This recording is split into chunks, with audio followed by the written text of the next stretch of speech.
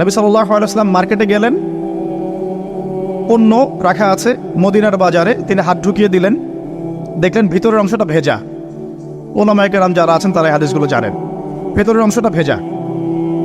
তো তিনি ব্যবসায়ীকে বলছেন যে এটা কি, ভিতরে ভেজা কেন, উপরে শুকনা কেন? তো সেই ব্যবসায়ী বলছে যে এভাবেই আমি পণ্য বিক্রি করি, যার ইচ্ছা হয় সে নিবে, যার ইচ্ছা হয় সে নিবে না। নবীজি বলছে সাল্লাল্লাহু আলাইহি ওয়াসাল্লাম, তুমি কেন এটাকে উন্মুক্ত করে দিলে না? মানুষ জানতে পারতো যে আসলে তোমার পণ্যটা কতটুকু সঠিক, কতটুকু বেঠিক, বা কতটুকু বিশুদ্ধ, কতটুকু অশুদ্ধ। মান গাশশানা ফালাইসা মিন্না, এই হাদিসটা এখান থেকে এসেছে। তিনি বলছেন যে ব্যক্তি প্রতারণা করে সে ব্যক্তি আমার উম্মতের অন্তর্ভুক্ত না। কথা বুঝতে পারছেন? এই যে কৃত্রিম সংকট তৈরি করে প্রতারণা করেছে, সে কিন্তু উম্মতের নাম থেকে কাটা পড়ে যাচ্ছে। সে কাফের হয়ে গেছে এমনটা বলছি না, সে কিন্তু জালেম ঠিকই হয়ে গেছে, ফাসেক হয়ে গেছে। এখন এখানে একটা শাস্তি আছে, এটা গেল তার ব্যক্তিগত শাস্তি, যে সে উম্মত থেকে ডিটাচড হয়ে যাচ্ছে। মান গাশশানা ফালাইসা মিন্না, সে আমার অন্তর্ভুক্ত না। নবীজি বলছেন একটা হাদিসের মধ্যে সাল্লাল্লাহু আলাইহি ওয়াসাল্লাম, যে প্রতারক যারা মিথ্যা কসম করে পণ্য বিক্রি করে, ব্যবসায়ী মানুষকে ঠকায়, মাপে কম দেয়, কিয়ামতের মাঠে এদের অবস্থা এমন হবে যে এই কানের লতি পর্যন্ত এদের ঘামে ডুবে থাকবে। কানের লতি পর্যন্ত ঘামে ডুবে থাকবে। 3 শ্রেণীর মানুষকে বলা হচ্ছে খুবই ক্ষতিগ্রস্ত কিয়ামতের মাঠে। এক শ্রেণী, তার মধ্যে এক শ্রেণী যারা মিথ্যা কসম করে পণ্য বিক্রি করে। আমাদের আলোচনায় অংশটুকুর মধ্যে কি ব্যবসায়ীদের জন্য হেদায়েত পথ আছে না? আপনি যদি বিশুদ্ধভাবে রাসূল সাল্লাল্লাহু আলাইহি ওয়াসাল্লামের সুন্নাহ মেনে ব্যবসা করেন, ইনশাআল্লাহ নবীজি বলছেন এটাই শ্রেষ্ঠ কামাই, হাতের কামাইটা শ্রেষ্ঠ কামাই। ব্যবসা করে, যে হালাল ব্যবসা করে আপনি সম্পদ উপার্জন করছেন, এটা আপনার শ্রেষ্ঠ কামাই, শ্রেষ্ঠ উপার্জন। কিন্তু এখানে যদি কালোবাজারি চলে আসে, মজুতদারিতে আসে, কৃত্রিম সংকট তৈরি করেন, মাপে কম দেন, মানুষকে ঠকান, প্রতারণা করেন, তাহলে নিজের তো ক্ষতি হবেই, ইহকাল পরকাল তো ধ্বংস হবেই, জাতিরও ক্ষতি হবে। জাতির কি ক্ষতি হবে? একটা হাদিস পড়েছিলাম অনেক দিন আগে, আমি এখন রেফারেন্সগুলো মুখস্থ বলতে পারছি না, অনেক দিন আগে পড়েছি। এই 5টা কাজের কথা বলা আছে, এই 5টা কাজের কারণে 5টা বিপদ নেমে আসে। তার মধ্যে একটা হচ্ছে যখন কোনো সম্প্রদায়ের ব্যবসায়ীরা মাপে কম দেওয়া শুরু করে, এই যে প্রতারণা করা শুরু করে, তখন আল্লাহর পক্ষ থেকে দুর্ভিক্ষ চাপিয়ে দেওয়া হয়। এখন কি শুনতে পাচ্ছেন যে দেশের সামনে দুর্ভিক্ষ? এরকম স্টেটমেন্ট কি পাওয়া যায়? আচ্ছা, একটু রিজনগুলো ব্যাখ্যা করি। আলোচনা তো আমরা অনেক ধরনেরই শুনি, একটু বাস্তবিক কিছু শোনেন। সুবহানাল্লাহ পড়তে হয়, জানেন না? আলহামদুলিল্লাহ পড়তে হয়, জানেন তো? কুরআন তেলাওয়াত পড়তে হবে, কতদিন বলে আসছি, তাই নয় কি? 5 ওয়াক্ত নামাজ পড়তে হয়, সবাই জানি না? এবং নামাজ তো আমরা মাশাআল্লাহ পড়ি তো, আলহামদুলিল্লাহ। নবী সাল্লাল্লাহু আলাইহি ওয়াসাল্লামের সুন্নতের উপর আমল করতে হবে, এটা জানি তো। আচ্ছা, কিন্তু সমস্যা কোন জায়গায়? সমস্যা হচ্ছে কোরআন এবং সুন্নাহর বিধানগুলো দিয়ে আমরা বিশ্বের চ্যালেঞ্জগুলোকে মোকাবেলা করতে পারছি না। সমস্যা এখানে।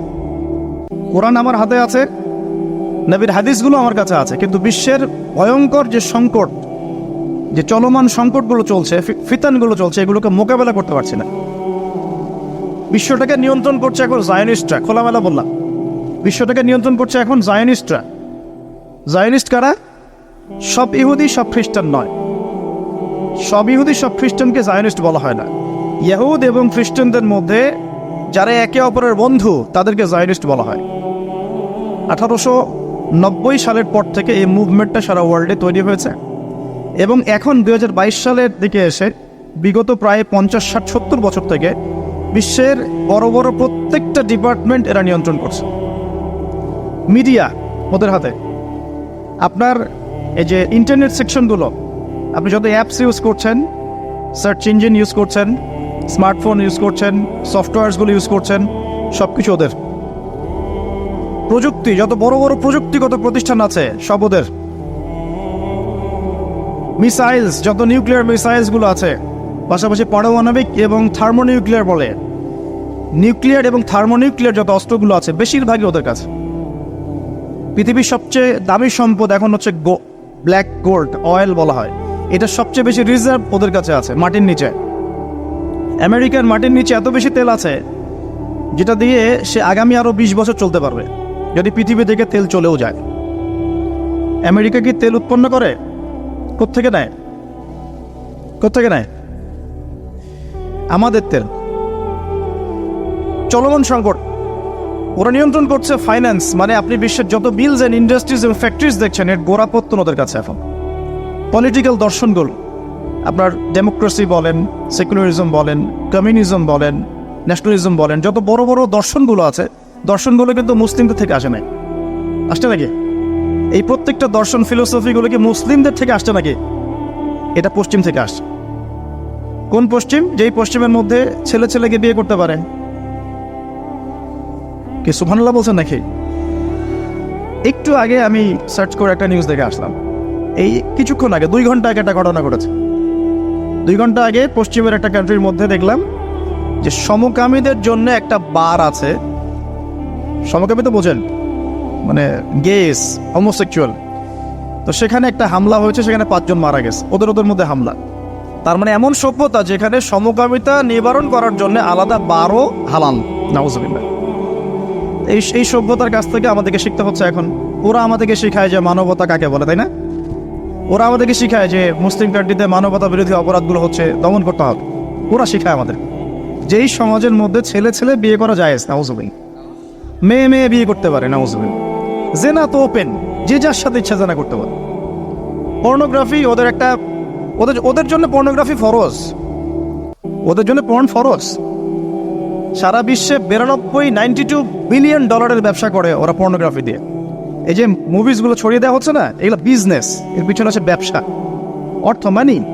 এখানে এই পর্ন স্টার যারা মেয়েগুলা ছেলেগুলা, এরা হচ্ছে মানি মেকিং মেশিন। এরা মনে করেন খেলা হচ্ছে, 2 টিমের খেলা হচ্ছে, 11টা প্লেয়ার, এদিকে 11টা প্লেয়ার, ক্রিকেট ম্যাচই মনে করে। তো এই খেলার মধ্যে একটা বাণিজ্য হয় না? হয় না? খেলাতে বাণিজ্য হয় না? জুয়া হয় না? এরপর খেলার মধ্যে যে দল জিতে তাকে কিছু টাকা প্রাইজ মানি দিয়ে ছেড়ে দেওয়া হয়। বাকি বড় অংশের বাণিজ্যটা কারা করে? যারা এই খেলাগুলোকে পরিচালনা করে।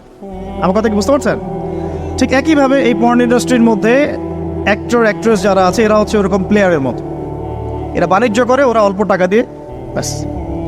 তো এদের এখানে এই পর্ন হচ্ছে ফরজ। এগুলো ছড়িয়ে দেওয়া হয়েছে মুসলিম বিশ্বের মধ্যে। আমি বোঝাতে চাচ্ছি যে এমন সভ্যতার কাছ থেকে আমরা কেন হেদায়েত নিব যে সভ্যতার মধ্যে নোংরামি, জেনা, ব্যভিচার, অশ্লীলতা, ফাহেসা জিনিস এবং লক্ষ লক্ষ মানুষের, নিরপরাধ মানুষের রক্ত লেগে আছে। ওদের কাছ থেকে হেদায়েত নিব কেন? আমার কাছে কি কোরআন এবং হাদিস নাই? আমাদের কাছে কি কোরআন এবং রাসূলের সুন্নত নাই? এবং কোরআন এবং রাসূলের সুন্নত কি পরিপূর্ণ নয়? হ্যাঁ বলেন, আমাকে একটু কথা বলেন। কোরআন এবং সুন্নাহ কি পরিপূর্ণ না অসম্পূর্ণ? তো পরিপূর্ণ যদি হয় কোরআন এবং সুন্নাহ, সেখানে কি প্রত্যেকটা বিষয়ের সমাধান নাই? একজন মুসলিম কি এটা বিশ্বাস করে না যে কোরআন এবং হাদিসের মধ্যে সমস্ত বিষয়ের সমাধান আছে? আছে না? আমাদের মাঝে কিছু ইখতিলাফি মাসালা থাকতে পারে, আরে না? ইখতিলাফি মাসালা থাকতে পারে, সেটা অন্য জিনিস। এটা ফিকহি মাসালা, ফিকহি ইখতিলাফ, এটা ডিফারেন্ট জিনিস। এমনিতেই কোরআন এবং সুন্নাহর মধ্যে আপনার ইবাদত, পারিবারিক জীবন, সামাজিক জীবন, পলিটিক্যাল লাইফ, ইকোনমিক সেকশন, এগুলোর হেদায়েত নাই ভাই। পরিপূর্ণ না অসম্পূর্ণ? যে জাতির কাছে কোরআন এবং সুন্নাহর মতো পরিপূর্ণ অভ্রান্ত সত্যের উৎস আছে, সেই জাতিকে কেন পশ্চিমাদের কাছ থেকে হেদায়েত নিতে হবে? আমাকে এই উত্তরটা দেন, তারপর আলোচনা করি।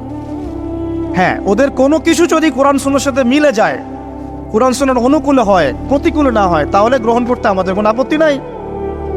কিন্তু এমন যে কোনো মতবাদ বা দর্শন বা আপনার ইজম অথবা কালচার যদি কোরআন এবং সুন্নাহর সাথে সরাসরি সাংঘর্ষিক হয়, আমরা কি গ্রহণ করব? সারা বিশ্বে ওরা সুদ ছড়িয়ে দিয়েছে, আমরা সবাই এখন সুদ খাচ্ছি। মনে করছেন যে আমরা খুব ভালো মানুষ? সুদের ছিটা ফোঁটা আমাদের গায়েও লাগছে। ইকোনমিক সেকশন নিয়ে পড়াশোনা করেন। আমি রিকোয়েস্ট করবো, আল্লামা তাকী উসমানীর কিছু ইকোনমিক্সের বই আছে, পড়েন। পাশাপাশি এই যে কোঅপারেটিভ ফান্ড সম্পর্কে পড়েন।